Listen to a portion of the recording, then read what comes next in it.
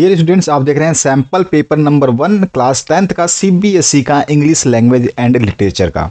इससे पहले मैंने आपके Hindi A, Hindi B, science, social science इस तरह के सारे पेपर्स अपलोड कर दिए हैं। और ये पेपर जो है आपका सैंपल पेपर काफ़ी रिक्वेस्ट पे आ रहा है ये। और इसके बाद अगर आपका रिक्वेस्ट मैक्सिमम रहा तो आपके सारे वो सैंपल पेपर मिल जाएंगे जहाँ से बोर्ड क्वेश्चन पेपर उठा करके आपको क्वेश्चन देने वाला है। तो अभी ये पहला पेपर देखिए, इससे आप कुछ समझ पाएंगे और बेहतरीन होगा कि आप मैक्सिमम कमेंट करें ताकि आपको वो क्वेश्चन दे दिए जाएं जिनकी आपको आवश्यकता है। तो यहाँ पर जो है पहला क्वेश्चन आप देख सकते हैं, एक पैसेज दिया गया है। इस पैसेज को आपको पढ़ना है, 10 नंबर का ये पैसेज रहेगा। इस पैसेज को पढ़ने के बाद में आपको आंसर्स देने हैं। तो यहाँ पर देखिए इस पैसेज के हिसाब से, ये पैसेज कई पार्टों में डिवाइड है। देखिए आप देख रहे हैं पहला पार्ट है, फिर ये दूसरा पार्ट है, यहाँ पर फिर तीसरा पार्ट आप देख पा रहे हैं। इस तरह से चौथा पार्ट, 5 पार्ट और 6 पार्ट, यानी कि पैराग्राफ आप बोल सकते हैं कि 5 या 6 पैराग्राफ में ये पैसेज दिया गया है।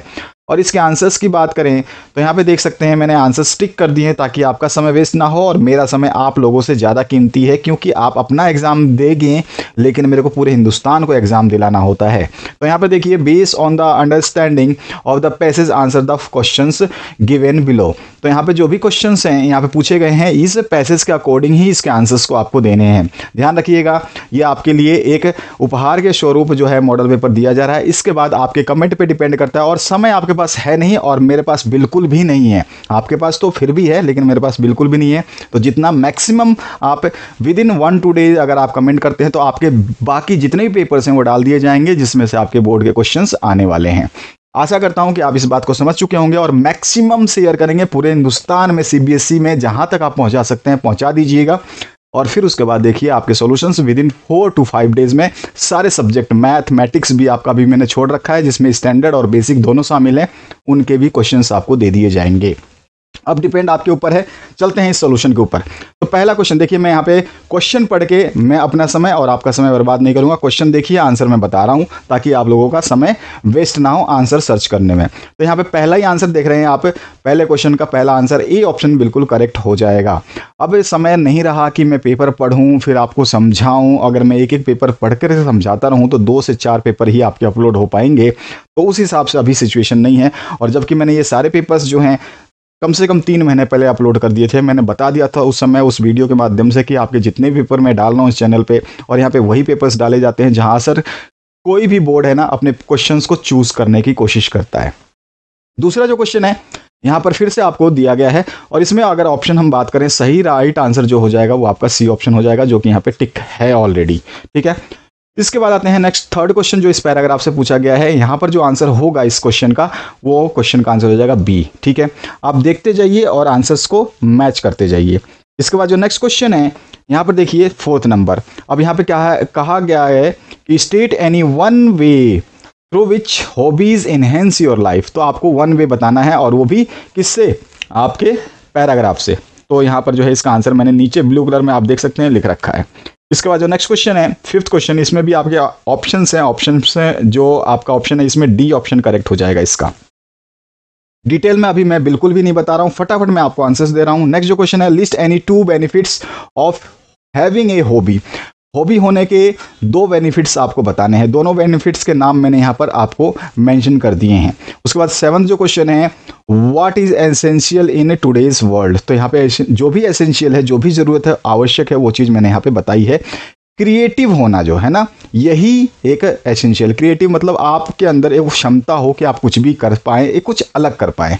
उसके बाद जो है 8वां क्वेश्चन, यहाँ पर आपको देना है appropriate title for the passage. तो importance of having a hobby, ये भी हो सकता है, और आप कह सकते हैं इंपॉर्टेंस ऑफ हॉबी। ठीक है, ये भी हो सकता है। तो बहुत सारे हैं लेकिन हमने अपने हिसाब से लिख दिया है।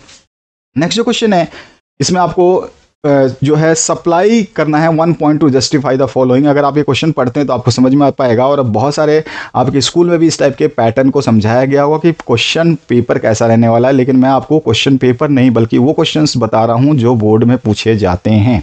तो यहाँ पे इसका आंसर आपके सामने है।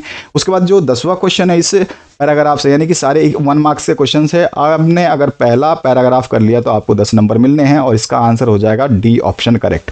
उसके बाद फिर से आपको दूसरा पैसेज मिलेगा जो कि 10 नंबर का मिलेगा। यहाँ पर भी आपको पैराग्राफ जो है डिवाइडेड है पार्ट्स में, आप देख सकते हैं 3rd part then 4th part. और इसके बाद जो है यहाँ पर आपको एक ग्राफ भी दिया गया है जो कि आप यहाँ पे देख रहे हैं। अब इस ग्राफ के माध्यम से यहाँ पे बेस्ड करेगा कि बोलेगा कि आप अपनी अंडरस्टैंडिंग के हिसाब से पैसेज के आंसर्स दीजिए जो क्वेश्चन यहाँ पे पूछे जा रहे हैं।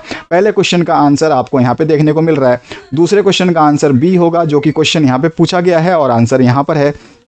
3rd क्वेश्चन में आप देख सकते हैं यहाँ पे दिया गया है दिल्ली, इंडिया, टोक्यो, देन यहाँ पे क्या आंसर आएगा जापान। यहाँ पे आपको क्लू जरूर मिला है, क्लू और आपको मिलेगा अगर पेपर में ये क्वेश्चन आएगा तो इस तरह से क्लू मिला जाएगा कि Delhi is the capital of India, then what is the capital of what is Tokyo, Tokyo is the capital of Japan. ठीक है, तो इस तरह से हम बोल सकते हैं। तो यहाँ पर आपको देखना है, पढ़ना है, इन क्वेश्चंस को समझना है। समझाने का अब समय नहीं रहा, अब बिल्कुल फटाफट मैं आपको क्वेश्चंस दे रहा हूँ।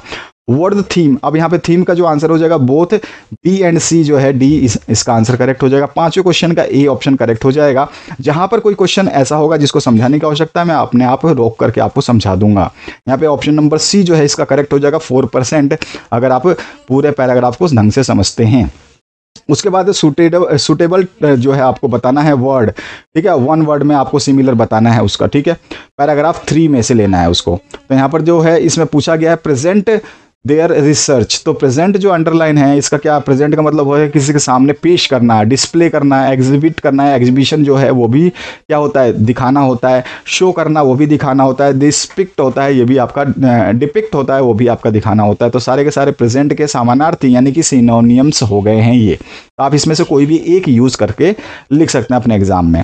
अब यहाँ पे आपको फिर से यहाँ पे पॉइंट करने हैं, तो यहाँ पे हमने दोनों ही पॉइंट कर दिए हैं। उसके बाद जो है नेक्स्ट क्वेश्चन, इसमें आपको एक्टिविटी बतानी है तो हमने बता दी है, ये रहा। इसके बाद में नेक्स्ट जो क्वेश्चन है इसमें आपको ऑप्शंस दिए गए हैं, ऑप्शन को सेलेक्ट करना है। ऑप्शन नंबर सी इसका सही आंसर हो जाएगा।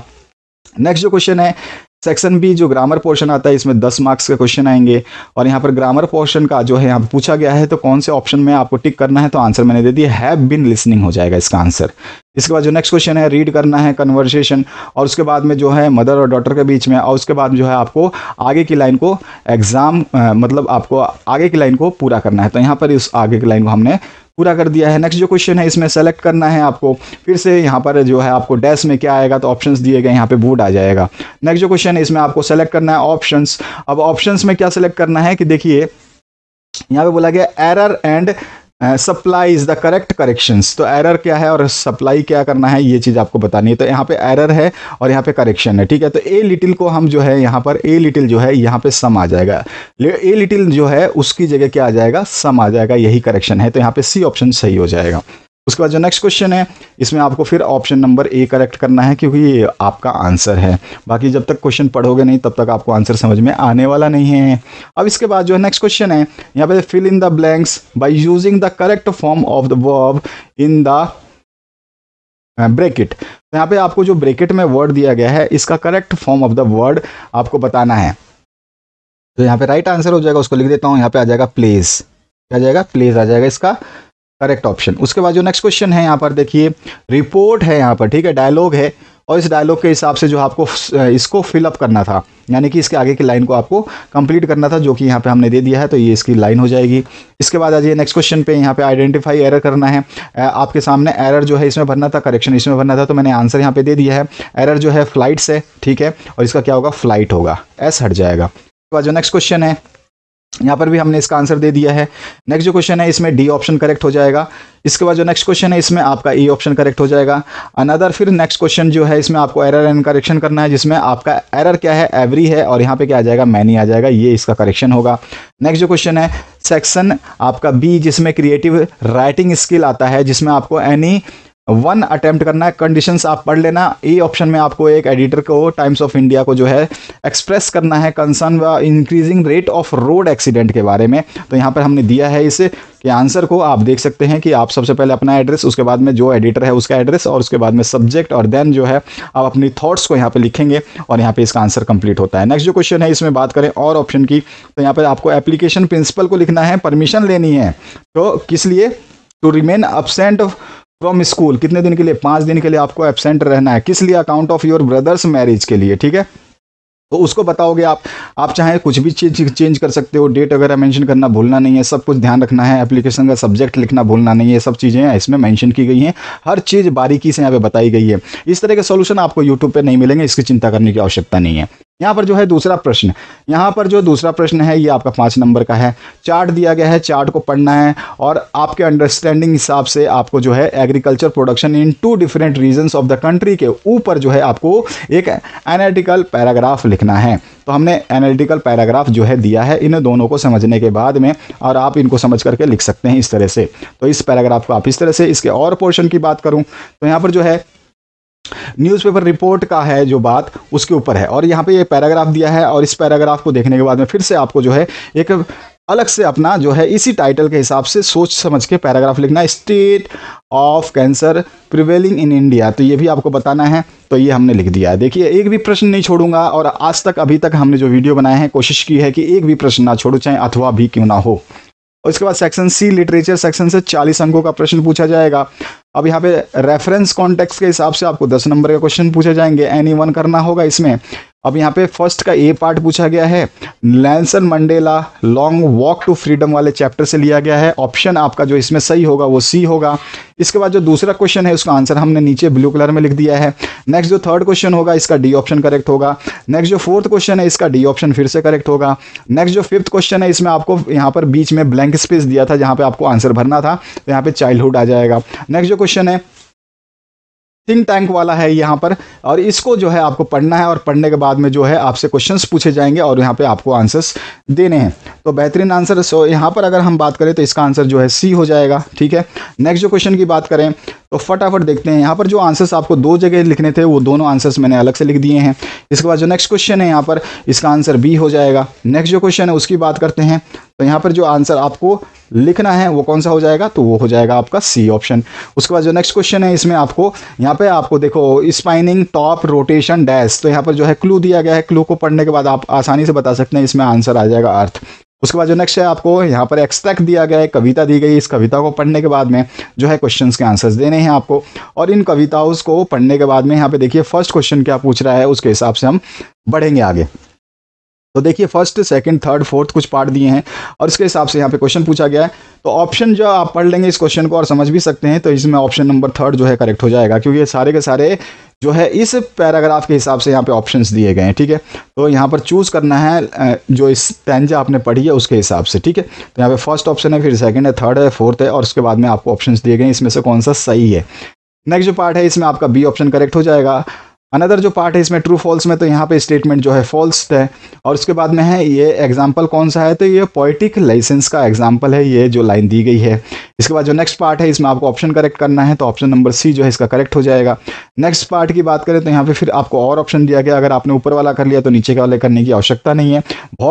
आपका फोक चैप्टर से लिया गया है, तो यहाँ पर दोनों के दोनों जो है आपको टनबर्ग अप्लाइज करना है फोक को, तो फोक जो है उसको आप बता सकते हैं। ठीक है, नेक्स्ट जो है इसमें कौन सा फॉग जो है आपका कैट के ऊपर, और उसके बाद जो नेक्स्ट क्वेश्चन है इसमें आपको ऑप्शंस दिए गए हैं, इन ऑप्शंस के हिसाब से कौन सा बेस्ट आंसर होगा आपको सेलेक्ट करना है, तो ऑप्शन नंबर डी जो है करेक्ट हो जाएगा। यहाँ पे पूछा गया है आपको कैट जो हंचेस पे है तो कौन सा ऑप्शन होगा, ऑप्शन नंबर बी होगा जो हंचेस पे है, यहाँ पर आप देख सकते हैं। और इसके बाद जो नेक्स्ट क्वेश्चन है यहाँ पर choose the option that does not list movement of the fog, तो यहाँ पे कौन सा ऑप्शन हो जाएगा, ऑप्शन नंबर थर्ड यानी कि सी ऑप्शन करेक्ट हो जाएगा। इसके बाद जो नेक्स्ट क्वेश्चन है यहाँ पर फिर से आपको क्लू देना है, और क्लू के बाद में क्लू दिया जाएगा, क्लू के हिसाब से आपको आंसर बताना है, तो यहाँ पे अलिट्रेशन हो जाएगा इसका सही आंसर। उसके बाद जो नेक्स्ट क्वेश्चन है इसकी बात करें, ए लेटर टू गॉड से आपसे क्वेश्चन जो पूछे जाएंगे बुक से, तो वहाँ पर आता है आपका why does postmaster send money to Lencho, और why does he sign the letter God. ठीक है, तो उसने क्यों साइन किया था और क्यों पैसे भेजे थे, ये रीजन बताना है। नेक्स्ट क्वेश्चन का आंसर आपके सामने है, हर क्वेश्चन आप पढ़ सकते हैं और समझ सकते हैं। नेक्स्ट याद रखिएगा आपका सॉल्यूशन तभी आएगा जब आप मैक्सिमम जो है एक्टिव हो पाएंगे, क्योंकि हम लोग जब सॉल्यूशन बनाते हैं तो बहुत ही मेहनत करते हैं। आप समझ चुके होंगे इस पेपर को देख करके मेहनत कितनी लगती है, और इस मेहनत का औचित्य तभी है जब बच्चे पढ़ें। जब बच्चे पढ़ेंगे नहीं तो हमारे को इस वीडियो डालने से हमारा समय वेस्ट और आपका समय वेस्ट, सभी का समय वेस्ट हो जाता है। तो उसको हम बचाएंगे, कोशिश करेंगे कि आप लोग थोड़ा एक्टिव हो जाए, अपने आप को सिंसियर समझें, और आपकी जिम्मेदारी है उसको कम से कम एग्जाम टाइम में तो निभाएं। तो फर्स्ट सेकंड थर्ड पार्ट का आंसर आप देख सकते हैं। देन अगेन जो है थोड़े से बड़े क्वेश्चंस हो जाते हैं जो 6 मार्क्स कैरी करते हैं। 6 मार्क्स का जो है वाली वाले चैप्टर से लिया गया, उसका आंसर आप यहाँ पे देख सकते हैं। और नेक्स्ट जो पार्ट है उसके बाद में इसके और पार्ट में है, तो यहाँ पर आप इस क्वेश्चन को भी आप सही कर सकते हैं। तो यहाँ पर हमने इसको भी किया, हमने एक भी पार्ट आपके लिए छोड़ा नहीं है कि आपको थोड़ा सा भी जो है मेहनत करने की आवश्यकता पड़े, बस हमने कहा है कि आप पढ़ते रहिए और बढ़ते रहिए और कम से कम शेयर करते रहिए। यहाँ पर फिर से आपको एनी वन अटेम्प्ट करना है, तो डायरी एंट्री करनी है, तो हमने बता दिया यहाँ पर भोली के सुलेखा के वाले चैप्टर से लिया गया है, तो डायरी एंट्री हमने अपने हिसाब से की है। उसके बाद जो नेक्स्ट क्वेश्चन है इसके और पार्ट में, तो यहाँ पे थीफ स्टोरी से लिया गया character sketch of Hari Singh बताना है, तो ये रहा इसका कैरेक्टर स्केच। तो आशा करता हूँ इस वीडियो को आपने समझ लिया होगा और शेयर कर दीजिएगा ताकि आप लोगों के लिए नेक्स्ट सोल्यूशन जो है आ पाए। Thank you very much, have a good day.